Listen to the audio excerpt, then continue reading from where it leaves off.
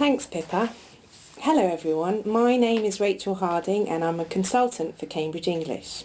Today we'll be talking about some of the challenges of teaching mixed ability classes at A2 and B1 levels, and we'll discuss ways of dealing with them. At the end of the webinar I'll be joined by Corinne Doherty, Principal Research Manager at Cambridge English Language Assessment, and we'll try to answer any questions you may have. In many ways, all classes are mixed ability because no two students have exactly the same knowledge and skills. However, many teachers have a wide range of different levels in the same class. In this webinar, we are going to look at what we can do to support students whose abilities range from A2 to B1 levels in the same class. First, we will focus on the range of abilities that we find in learners from A2 to B1 levels. Secondly, we will discuss the challenges arising when teaching a mixed ability class of school-aged learners at these levels. Thirdly, we will look at ways of dealing with these challenges.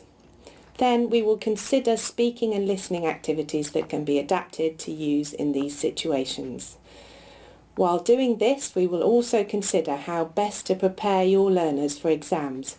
For example, Cambridge English Key for Schools, A2, and Cambridge English Preliminary for Schools, B1. And finally, there will be time to answer some of your questions. So please use the chat box to write questions as you think of them during the webinar. We'll try to answer as many as possible in the time we have available. In any class, there are clearly differences between learners, their background, their interests, their feelings about school and studying, and so on. In a language class, each learner's ability in different language skills will not be the same. It is these differences that we are focusing on here. Okay, so let's start by looking at the abilities you would expect learners to have at A2 and B1 levels. Here we can see some can-do statements from the Common European Framework of Reference for Languages that refer to speaking skills. I'm going to read them out. As I read them, I want you to think about whether these statements describe an A2 level learner or a B1 level learner. Vote A2 if you think all of these statements describe an A2 level learner. Vote B1 if you think all the statements describe a B1 level learner. Here are the statements. I can give a prepared presentation and answer clear questions. I can give or seek personal opinions in an informal discussion with friends, agreeing and disagreeing politely. I can talk in detail about my experiences, feelings and reactions. Do these describe an A2 level learner or a B1 level learner?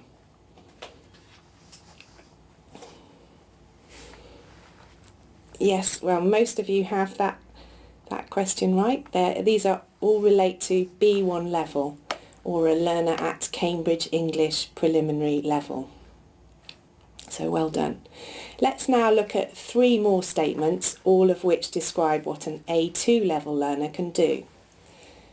With time to prepare, I can give basic information about something I know well, for example, my country or a sports team.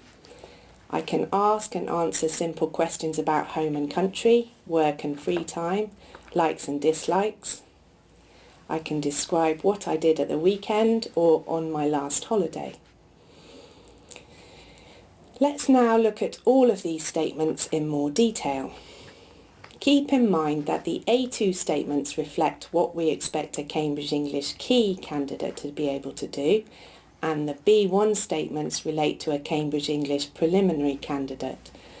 Statement 1 is A2.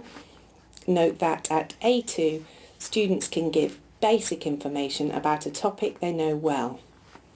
Looking at Statement 2, which is at B1 level, we see that a B1 student also needs preparation time to present information, but can respond to questions about that information. Statement 3, which is B1 level, describes a student who can talk about and ask for opinions in an informal situation. In contrast, Statement 4 is A2. We can see that at A2 level, students are able to ask and answer simple questions about familiar topics such as their homes, free time, or likes and dislikes. Statement 5 is A2. By comparing this to Statement 6, which is B1, we can see that the higher level student can not only describe events, but also express his or her feelings about these events. These different abilities are tested in the Cambridge English Key and preliminary speaking tests. In the first part of the Cambridge English Key speaking test, candidates answer questions about themselves, and in the second part they ask their partner simple questions. In the Cambridge English preliminary speaking test, however, candidates are expected to be able to discuss personal opinions and feelings in pairs. Now look at these can-do statements for listening, and as I read them out, use the text chat to write down the key words that show the differences in listening abilities from A2 and B1. A2. I can understand simple questions and instructions. B1. I can understand straightforward instructions or public announcements. A2. I can understand what people say to me in simple everyday conversation, if they speak clearly and slowly and give me help. B1. I can understand what is said to me in everyday conversations, but I sometimes need help in clarifying particular details. So use the text chat to write down the key words that show the differences in listening abilities from A2 and B1. That's great. A lot of you are picking up on the words simple and straightforward. So those are key words that show a difference. The important distinction here is the type of and range of input the learner can understand. So at A2, a simple instruction may be open the door, whereas at B1, a learner could deal with instructions that have more details, such as turn left at the post office and take the second street on your right. Another important difference between A2 and B1 is the amount of support or help the learner needs from the person who they are interacting with in a conversation. At A2, the learner needs a very supportive interlocutor, otherwise the conversation will break down, whereas at B1, they don't need the same level of support. The ability to understand everyday conversations is assessed in the Cambridge English Key and Cambridge English preliminary listening exams, as we will see later in the webinar. Being able to identify these different abilities will help you to identify the different levels within your class. It is important to understand that individual learners may have different levels of interest, motivation, needs and ability, which can affect the way they respond to instruction and ultimately how much they learn. Therefore, as teachers, it is important to identify these differences in order to make learning responsive to learner needs. So let's now look at identifying the different ability levels within your class and some attitudinal factors which need to be considered in order to make lessons meaningful for each learner.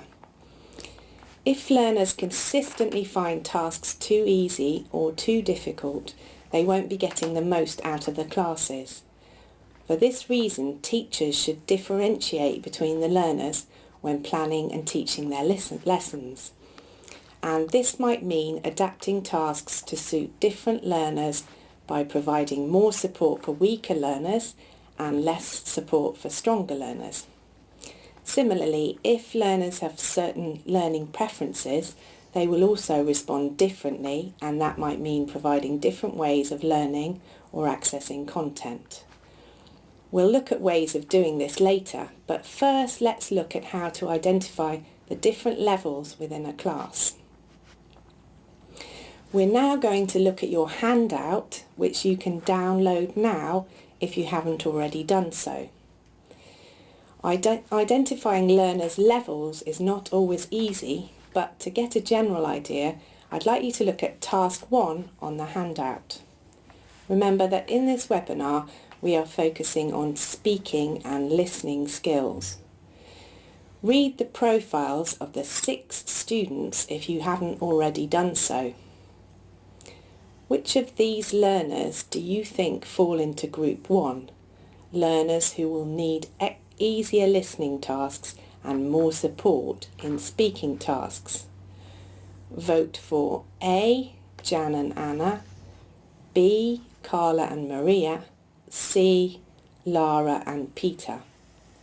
So read the profiles of the 6 students and vote for which of the learners fall into Group 1, those who will need easier listening tasks and more support in speaking tasks. Vote for A, Jan and Anna, B, Carla and Maria, C, Lara and Peter. Okay, and as I can see, you've obviously all downloaded the handout. I don't know if all of you have, but the majority of you have answered Jan and Anna, and that's right, the weaker learners are A, Jan and Anna. They may be students who have come to the group later on, or who have missed out on learning for various reasons. It may also be that they are strong in other areas, such as grammar, but have particular problems with listening and speaking. Now, what about Group 2, the stronger learners? Have another look at the student profiles and decide which of the learners fall into Group 2, the stronger students who may need to be given more of a challenge. Vote for A, Carla and Maria, B, Lara and Peter. So which of the learners fall into Group 2, the stronger students who may need to be given more of a challenge? A, Carla and Maria, B, Lara and Peter.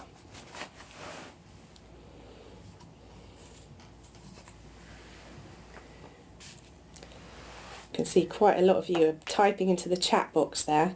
If you could do it through the poll, that would be better, because we get a better representation of your answers. So that looks like there's a bit of a fight there between the two, but it looks like, yes, that's right, the majority of you have the right answer there. So the stronger learners are B, Lara and Peter. These learners can also prove a challenging class, as they need to be kept occupied and motivated. Remember though that even stronger learners may have different strengths and weaknesses. So that leaves us with Carla and Maria, who do not require changes in the tasks. They are in Group 3. So this is the group that probably most of our learners fall into. But even though they are at a similar ability, they will likely have different learning styles and preferences. Some may be extroverted and like to learn by doing, whereas others may be shy and like to learn through reflection. So once we have identified the different levels within a class, let's think about the different types of learners and some affective variables which can also be a challenge for teachers. Look at these possible challenges teachers often face, and as I read them out, choose the one you think is the most difficult or problematic to deal with.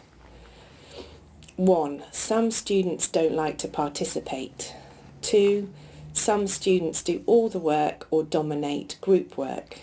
3. Stronger students finish early and get bored or disruptive. 4. Students get frustrated and give up and become disruptive. 5. Materials are not flexible enough for different learning styles and abilities. Or if you think they're all a problem, 6, choose 6 for all of the above. So again, choose the one you think is the biggest problem in your class. Interesting to see the results as they come through. But it looks, and the results are changing. There's a lot for all of the above actually, so that's quite interesting. So a lot of you find all of those problems difficult, and it's good because we're talking about a bit about all of these in the webinar today. So students may not get the most out of a class because they are bored or because they feel they cannot keep up with the level. Also, if learning activities don't take into account different learning preferences, some learners may not respond well to lessons. Teachers find it difficult to give students personalised attention and often feel they don't have the right material to use. Thinking about the challenges that teachers face in a mixed ability class, we're now going to look at the problems of students completing tasks at different speeds and becoming bored if they have nothing to do, or frustrated if they don't have time to finish. We need to have more challenging material or extension activities for the stronger students. At the same time, we need to think how we can simplify the tasks for the lower levels. Differentiated instruction, which just means adapting learning in response to your learners' differing abilities and preferences, can happen in 3 ways. The first way is to adapt the learning content or task which focuses on what the teacher plans to teach and how learners access the knowledge, so meeting the same objectives but in different ways. The next way is to differentiate the learning outcome, so you may have similar learning goals but what learners produce may be different, which can be linked back to the changes to task. Finally, you can adapt your classroom management strategies, for example, how you group learners, how you model or use repetition, or the types of feedback and/or learning strategies you encourage. We will look at each of the ways you can address learners' needs, starting with grouping learners. Here are 3 examples of ways of organising a classroom activity to provide variety and accommodate different levels within the same class, using group work, pair work or individual work. All of these ways of managing a class are useful depending on what you want students to practice and how you want them to practice. With group work, it's important not to have groups that are too big so that some students opt out and leave the others to do the work. Create activities that require each student to have a turn, otherwise weaker students may not participate. And make sure that the topics are accessible to all the students. Later you can look at the speaking activity, Classroom Activity 1, on your handout. This activity can easily be differentiated for different levels. Weaker students can talk about the questions given on the cards, whereas stronger students can add their own questions to the blank cards at the end. Different levels will also provide answers of differing lengths and complexity. You can try this activity with your own class and see how it works. The type of topics that come up in the speaking exams for Cambridge English Key and Cambridge English Preliminary, tongue twister there, are topics which are familiar to the students. At Cambridge English Preliminary, B1 level, students are expected to give their opinions, whereas at Cambridge English Key, A2 level, they are giving facts about themselves. At Cambridge English Preliminary level, they will be expected to hold a pair discussion to initiate and respond. The tasks are much more structured at Cambridge English Key level. The open nature of this activity, i.e. learners can say what they like, will allow them to work at their own levels. Each student has to speak, but stronger students can extend their justification for their opinions, while weaker students can give simpler reasons based on facts about themselves. E.g., I like weekends because I go shopping.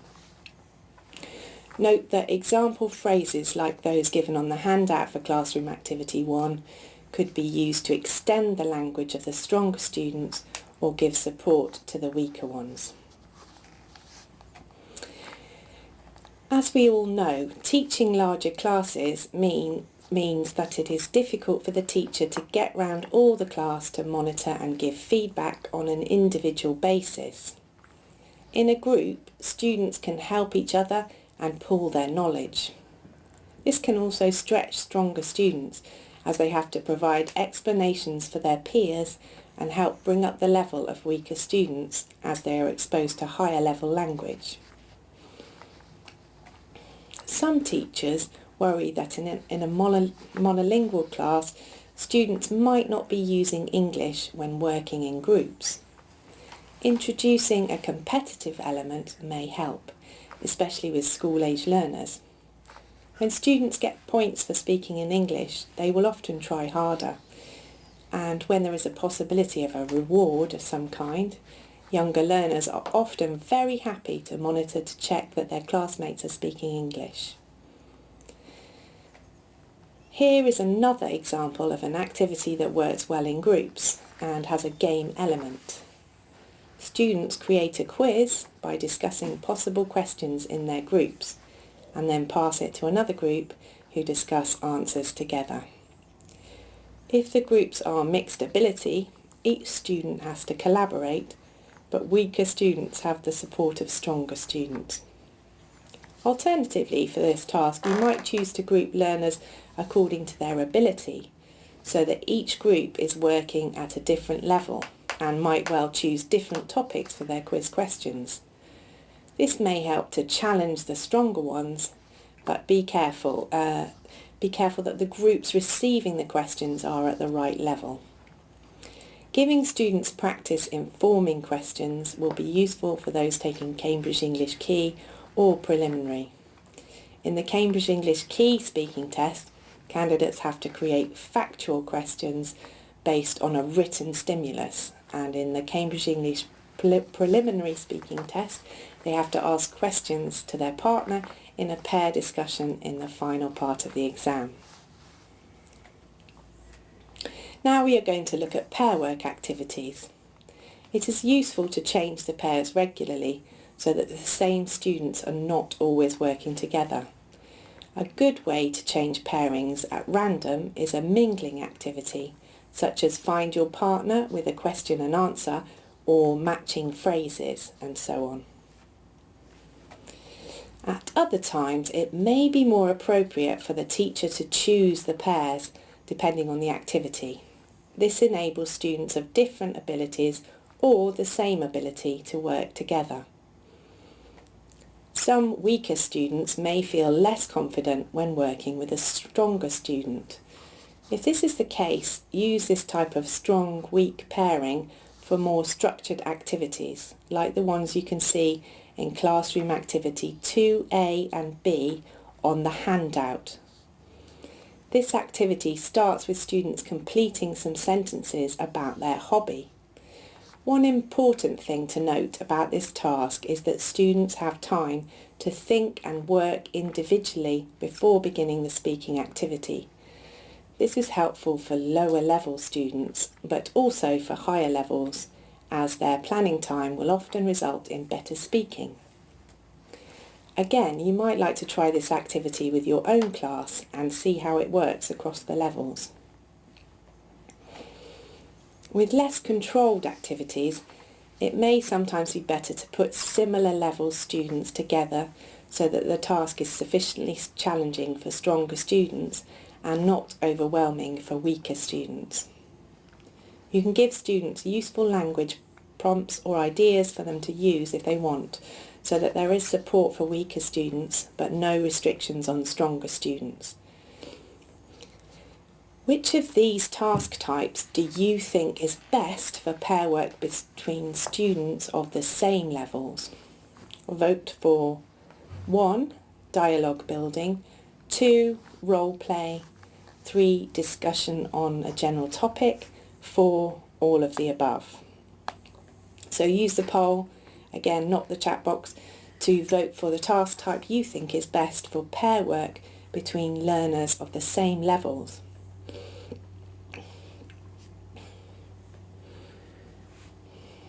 Right, interesting, again, seeing your answers coming in. And a lot of you, again, are selecting all of the above, but some of you are plumping for A, B and C too. So obviously there is no correct answer here, but in freer activities, stronger students may enjoy the challenge of developing and extending the activity, whereas weaker students may need more time and support. So they benefit from being with a partner who has a similar level. So all of these activities work well with partners of similar levels. Now, look at this activity and think of some expressions you would give as support for weaker students to use. Think of at least one expression you would give to weaker levels and type your suggestion into the chat box now.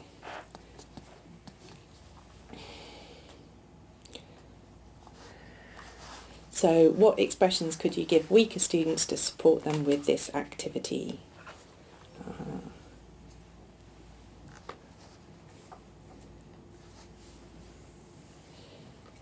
Okay, sorry, it's a bit of a delay there coming through. But some suggestions for using this activity. So what kind of language would you give to weaker learners to help them with the activity on the screen now?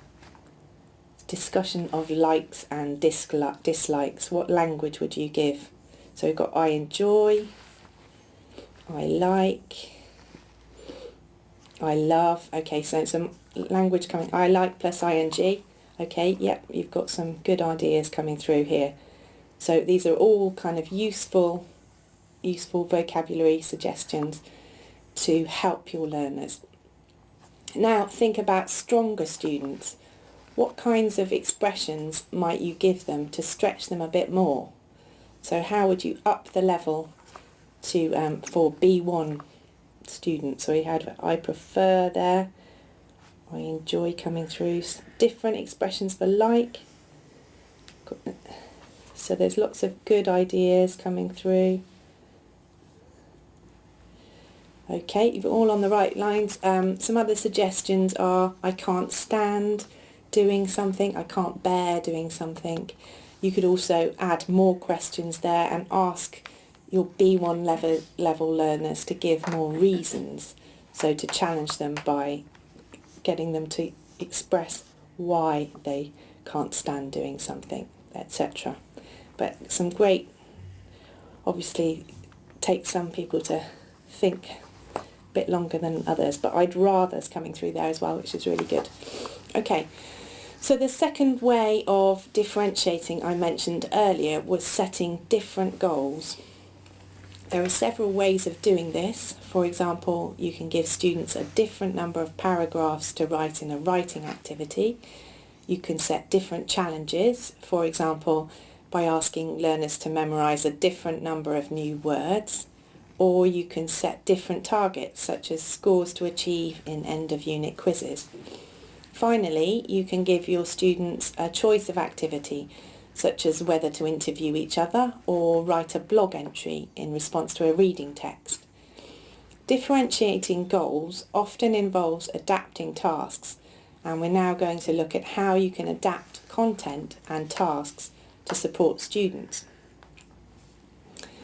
Differentiation, in other words, adapting a task or materials in different ways to meet the needs of students of varying levels of ability, is often a good solution in a mixed ability class.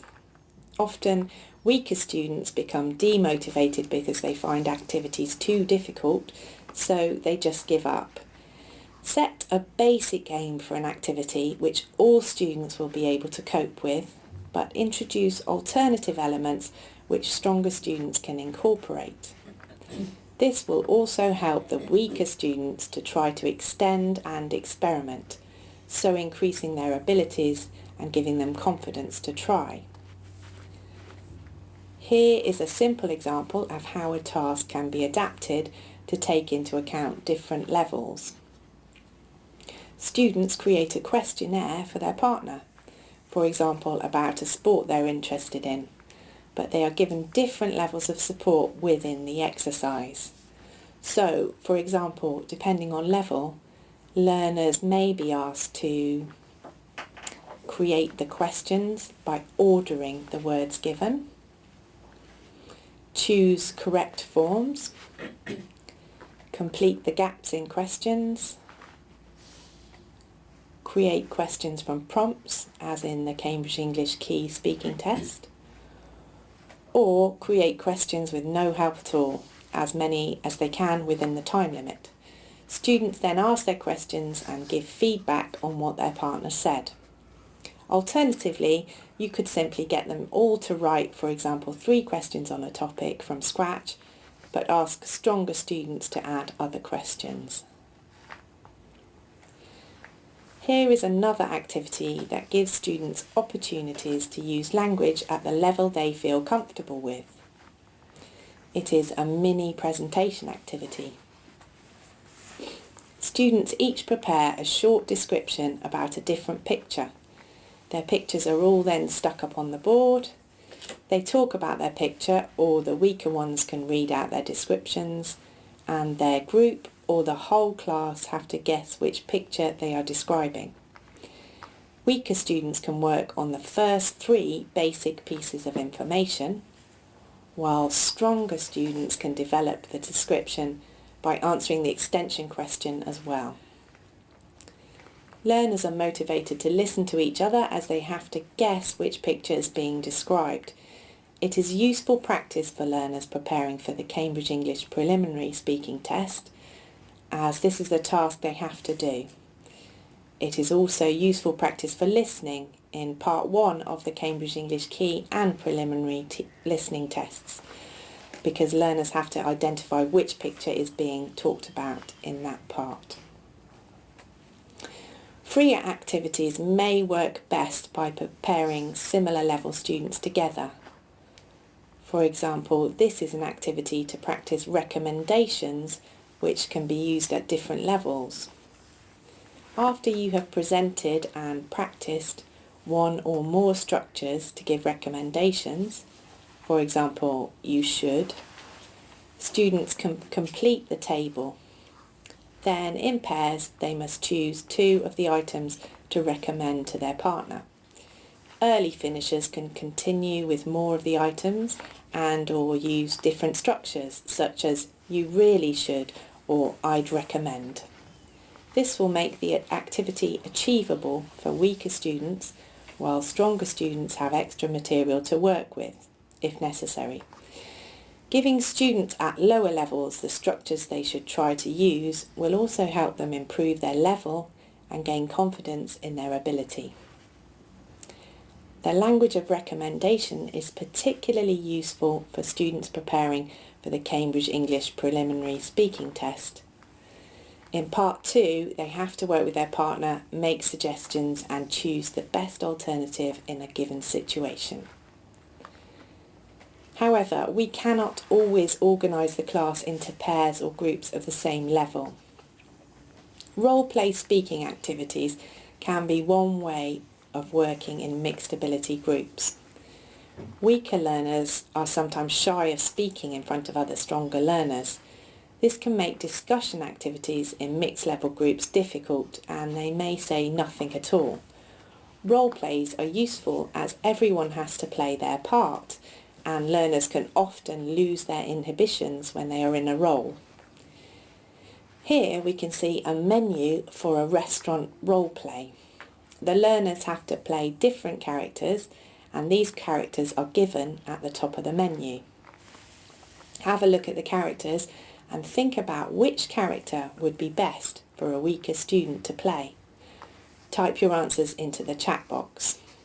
I'll read those out for you because it might be a little bit blurry. So, is it the waiter who tries to be polite and do a good job? The child who is very difficult and keeps changing his or her order? The mother who doesn't like anything on the menu and asks for other things? Or the father who is an easy customer and likes the food on the menu? So which character would be best for a weaker student to play? Type your answers in the chat box.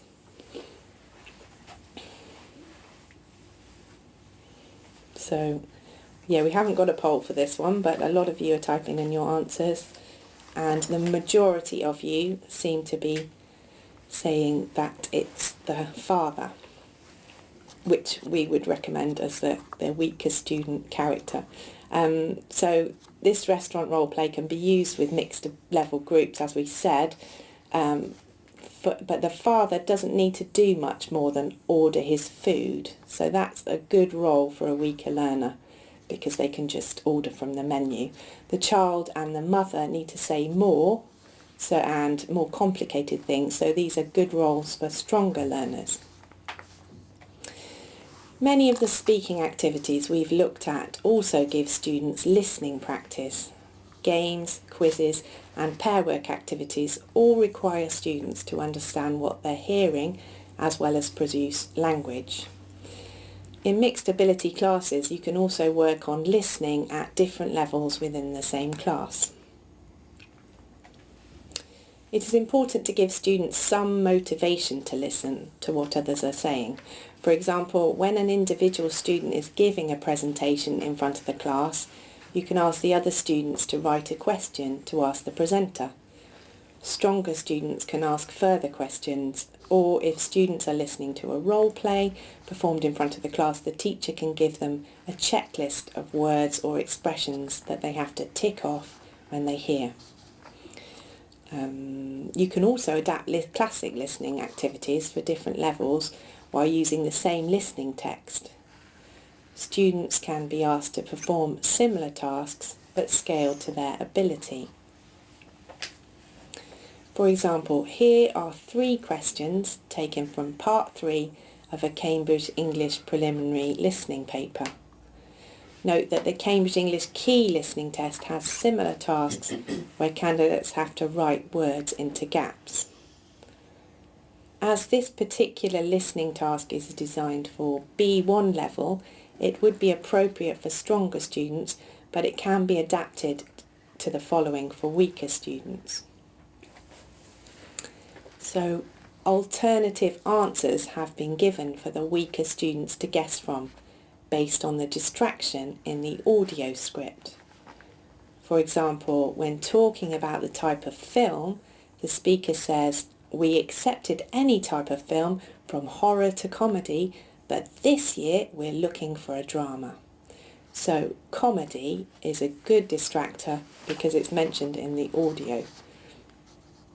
If the task is adapted in this way, feedback on answers can be dealt with in the whole class, even though students have been given different support with the questions.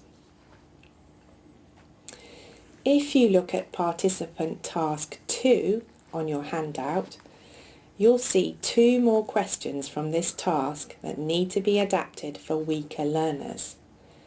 Look at the extract from the audio script on your handout and decide how you might adapt questions 18 and 19 to 2-option alternatives for weaker students. So this is quite a tricky task, okay? So if you look at your handout, find the correct activity and then write your suggestions in the text chat. So think of 2-option alternatives for the weaker students and write your suggestions in the chat box. And that's participant activity 2.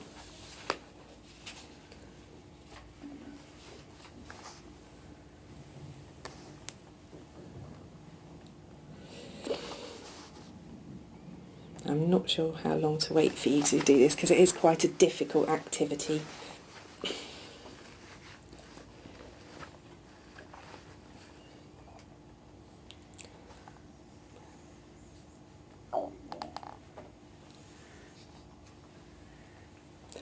So I'm going to move on because I'm not sure how everyone's going to get on with this task, but here are the suggested choices based on the listening material. So the choices of cameras and films for 18 and the cinema, the market square for 19. And that's again because those are mentioned in the audio script. you can have a look at that activity again after the webinar if you want to think more about it. Now, let's look at a multiple choice question from part 2 of a Cambridge English preliminary listening test. You could adapt this for lower level students while still using the same audio by removing one of the wrong options so it becomes a 2-option choice, or by using the correct option and creating a gapped sentence, and so on. Note that multiple choice questions are also used in the Cambridge English Key listening test. One of the features of a higher level listening ability is to understand paraphrase. So students need a lot of practice in different ways of expressing the same ideas. Again, you can extend activities which will challenge stronger students while weaker students can work at a different pace. You have an example in your handout, Classroom Activity 3, which you may like to look at in detail after the webinar. And when you look at it, you'll see that lower level students can do the matching exercise, whilst early finishers can add their own ideas. So just to say about the handout, there are so many ideas in that for you to take away, and we've looked at some of them in the webinar today, but you'll be able to have a good look at that and test that out on your class at your leisure.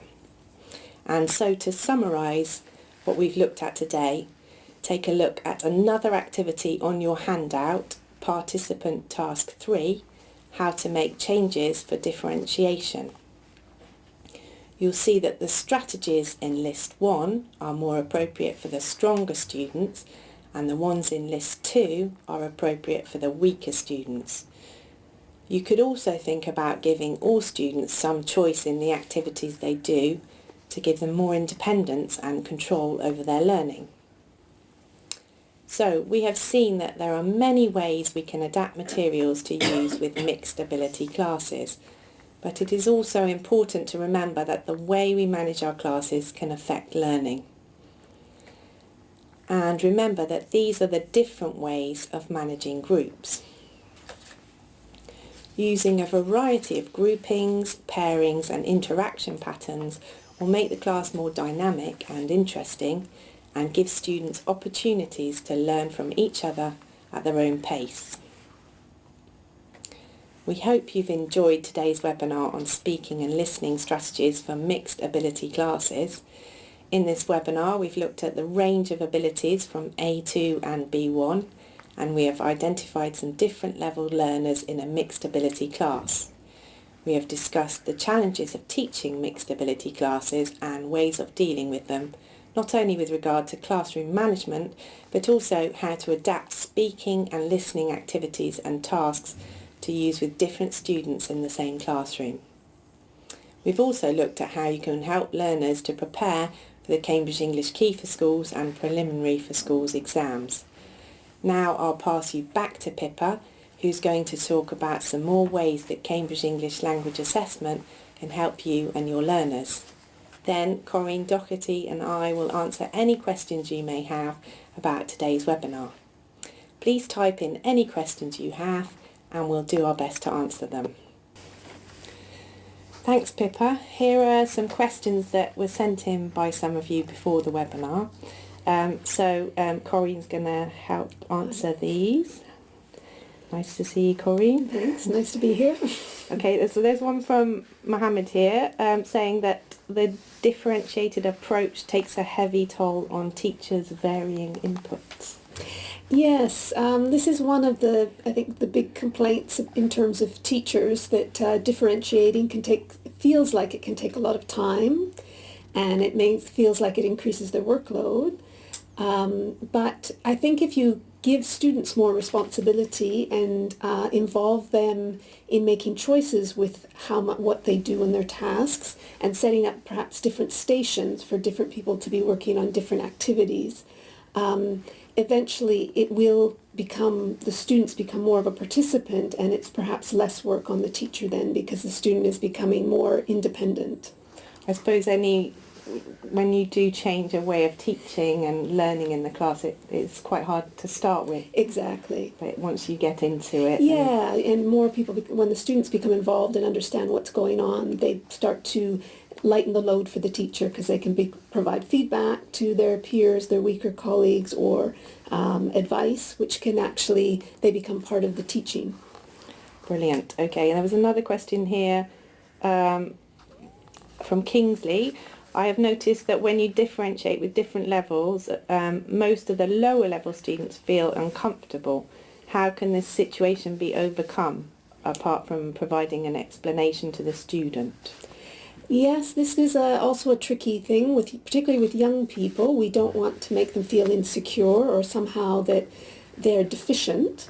But it is important to I think again it's about involving learners in choices, where they can decide whether they want to do the extension activity or not.